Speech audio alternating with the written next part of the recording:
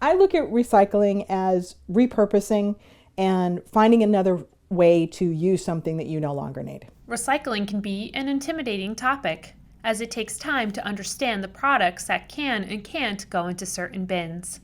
If you aren't sorting your trash into the appropriate places, it can have an environmental impact. Harmful chemicals and greenhouse gases are released into landfills when improper sorting occurs. Recycling helps to reduce that pollution. Cape Media News visited the town of Yarmouth's disposal area to learn about why recycling is important, where the waste goes, and learn proper disposal techniques. It's a huge portion of whatever you use on a daily basis can be recycled. It's really about finding someone who can recycle it. So at our facility, we have a very long list of items that we can recycle and that we can accept because we have recycle vendors who are interested in picking it up, or we can take it to them. When we talk about recycling, we take Yarmouth's recycling to many different facilities. So recycled items come to this facility. They don't get sorted necessarily. For example, our commingled is plastic, single-use plastic, tin, and glass. And when we talk about glass, we have to be very specific that it's only jarred glass. We do not accept glass here from windshields or drinking glasses or even china. So it's only this recyclable glass. So those stay contained and they go to a recycling MRF, and that MRF separates it and sends it out to appropriate vendors. We're always looking for the best deal for our taxpayers as far as rebates or as far as cost of recycling. One of our recycling committee members created this Do Recycle show and tell, and on it talks about the things not to recycle and the things to recycle. So if we start with the things to recycle, we know that anything that's made of any type of cloth can be recycled. Single-use plastic bottles, tin cans, single-use glass, your cereal boxes, your Kleenex boxes. So we have the plastic bag, we have the Tetra Pak, we have the nips that are too small, straws, again another Tetra Pak. This is a bag filled with shredded paper. Now, shredded paper you would think is recyclable, and truly it is if it is shredded and handed off to a company that recycles shredded paper. Our facility does not have the ability to recycle it. A reference that Yarmouth recycles plastics that are considered single use. So anything that is considered rigid plastic. So for example, an item that you used many times, whether it's a swimming pool or a milk crate or a Tupperware container, we can't find a recycling company that will take that right now. So those rigid plastics are not recyclable. Due to their size, straws can't be recycled.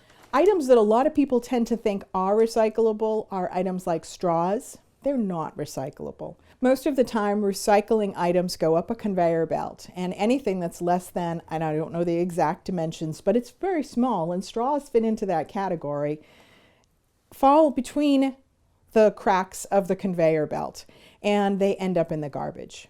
They just don't meet that criteria. And the other is an environmental piece that because they don't get recycled and they very often don't make it into the trash can, they end up in our ocean. Proper disposal techniques are also important at preventing batch contamination, which can drive up expenses for your town.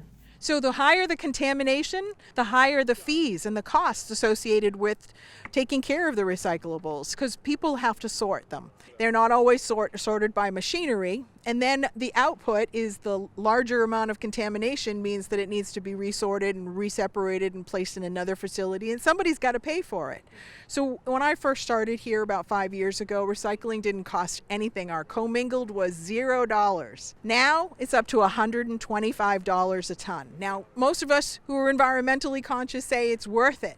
But a big part of why it's costing so much is because we're contaminating the loads. So we want to make sure that we understand what our recyclers need in order to properly put it in the right bins and also make sure that we don't have those excess charges. The household trash is about $78 a ton, and recycling of cardboard is $15 a ton. So Although we're still going to get charged to recycle this cardboard, it's a lot less than it's going to cost for this trash.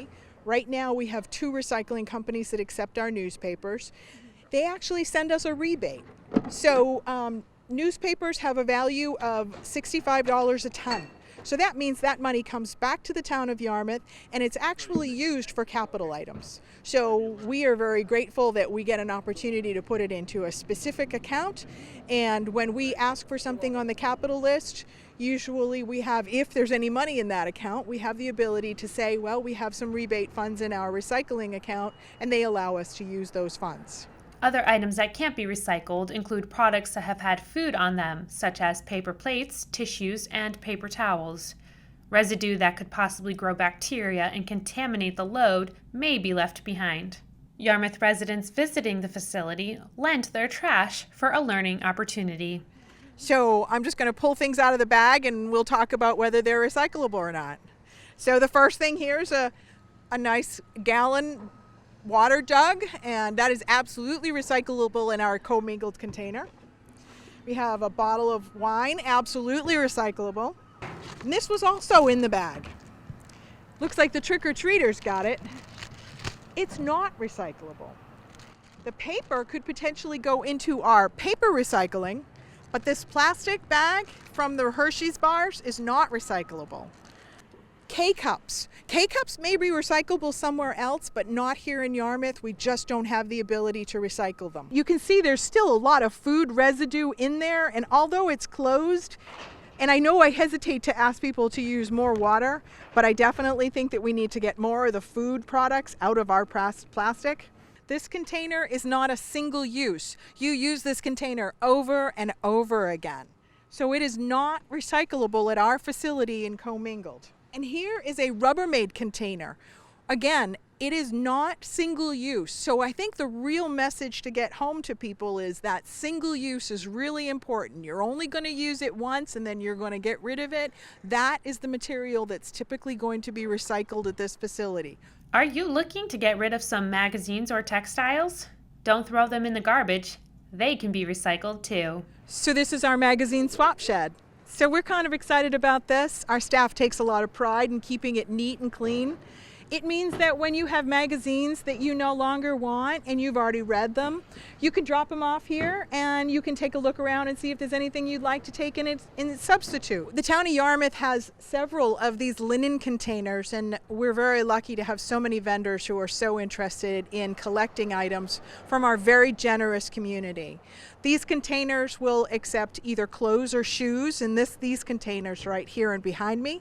I really hasten to tell people that if you have something you no longer need or want, that we have thrift stores in town, we have the Restore in town. I strongly encourage you to reach out to those locations and find out if there's someone out there who needs those items more than you do, before you throw it in the trash or before you try to recycle it. If you're trying to get rid of hazardous materials, make sure to follow safety precautions. The first thing I see is a container of de-icer.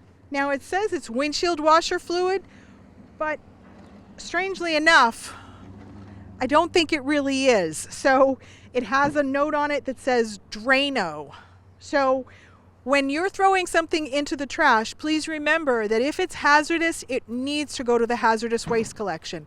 We have 2 hazardous waste collections every year, one in July and one in September, and we want to make sure that any unknown items that may be hazardous get to that collection. So aerosol cans are recyclable. However, you need to poke a hole in them to make sure that all of the contents has been emptied out. So how many people are really going to do that? Because they're maybe going to be afraid that that pressure is going to come out or cause some damage to their house. So if you have a question, I always look on the back to see whether or not the contents is hazardous. That's number one. If it's hazardous, then it needs to wait for the hazardous waste collection. If it's not hazardous, then you really want to make sure that it has had a punctured in it so that it's not going to explode upon contact or pressure. If you're still unsure of where a product goes, don't hesitate to ask a staff member. So we have staff right at our gatehouse that are always interested in what you have for questions as a resident of Yarmouth. Do you question whether a piece of paper that's thermal paper that you got as a receipt, do you want to know if that's recyclable? We want to tell you. We want to tell you that no, it's not recyclable. We really are interested in being able to help you. So when you have something that is not a single-use plastic, glass, or tin container, and you want to know whether or not it's recyclable, ask us. We want to help you. But we also want you to know that there is a website that the Department of Environmental Protection has created, and it has an encyclopedia. It gives you an opportunity to plug in your question and it'll give you an answer. Recycling doesn't have to be scary. All it takes is knowledge and some courage to ask questions when you're unsure. It saves the town money and reduces the environmental impact. You can follow the town of Yarmouth on Facebook or reach the waste management facility directly by calling 508-398-2231 extension 1515. In Yarmouth for Cape Media News, I'm Emily Tullock.